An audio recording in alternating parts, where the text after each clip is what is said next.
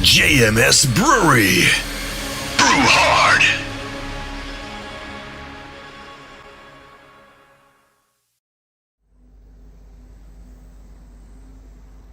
G'day guys, happy Homebrew Wednesday.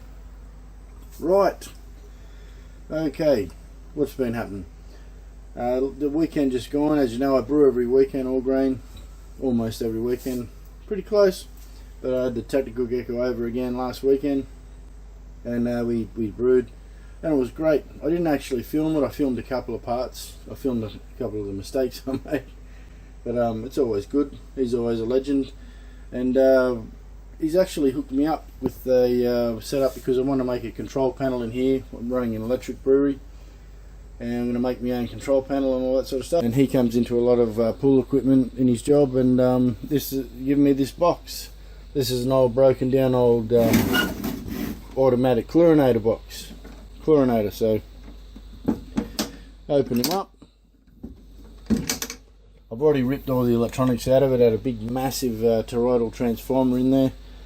It's had a big sticker over here with all the writing on it and all whatever the functions it was. Had a sort of a digital display there with a couple of buttons and things, and ripped that all off. I've ripped all the guts out of it completely, as you can see inside.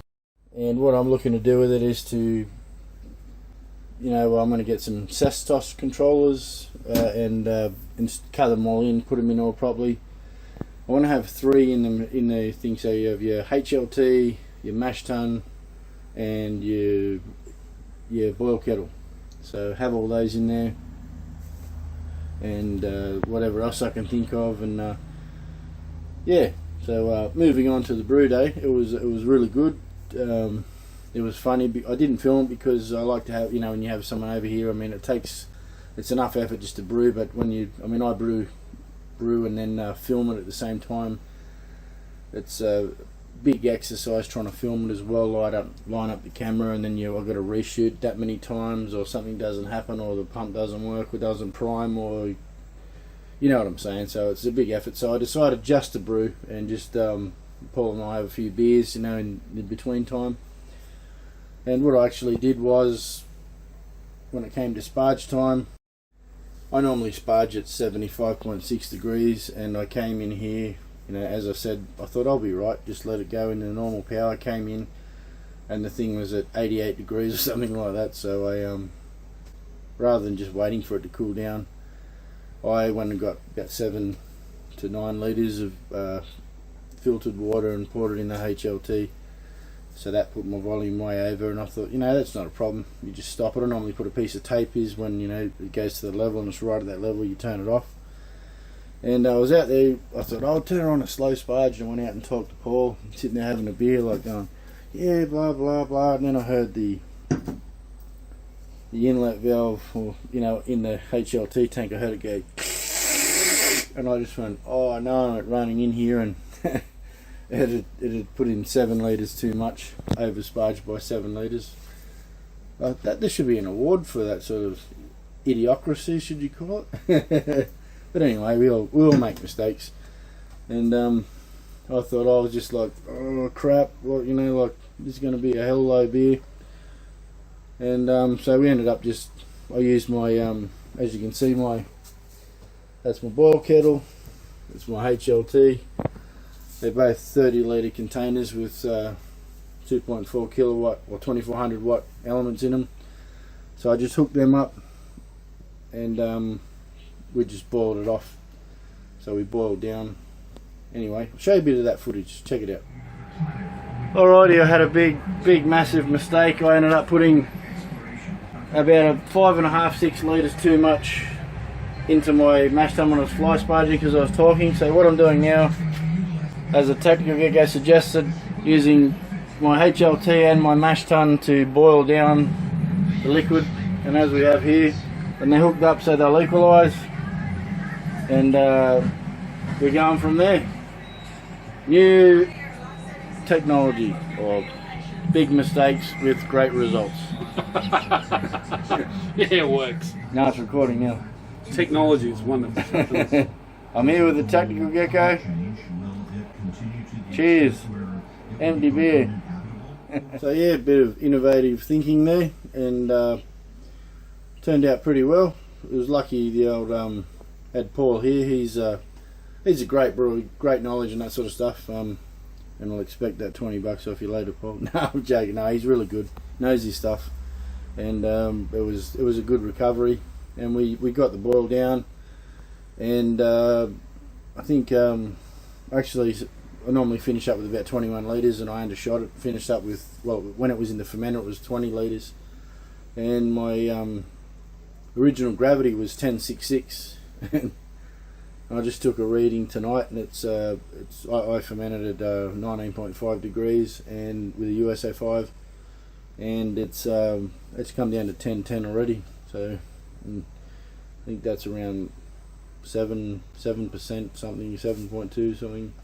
I'd have to work it out again, but that worked out pretty good, and had a great time. But moving on, I'm working on a stir plate at the moment. Had an old hard drive and I ripped the magnets out of it, and you know the hard drive magnets are really powerful. I've got I think it's an 80mm fan here, and I've just I put it on with double-sided tape, as you can see there, and I'll probably glue it on when it's all fixed, but I mean at the moment it's pretty good. You can hear a tiny little noise there, but I mean it's nothing like, you have a look. So that's pretty well balanced. You screw that on to something, it's going to go well. I'm just going to get a little case about that high, you know, like that high over it to about there, so it comes out to there. So I've just got enough to put a little circuit board, and I'm going to use a little LM317 voltage regulator with a trim pot, couple of, I can't remember the values are, a couple of poly capacitors and a couple of resistors, and just so I can control it, and that should be great as a little stir plate. It'll be excellent. That's the other thing quickly, just on the Tactical Gecko. He vapes. You guys are familiar with that. Vaping is a machine with a coil in it. It's battery powered, and it has a little coil in there, and you make your own sort of syrupy sort of thing, and it's an alternative to smoking, much better for you. And Paul vapes, and he blows the smoke out and that sort of stuff.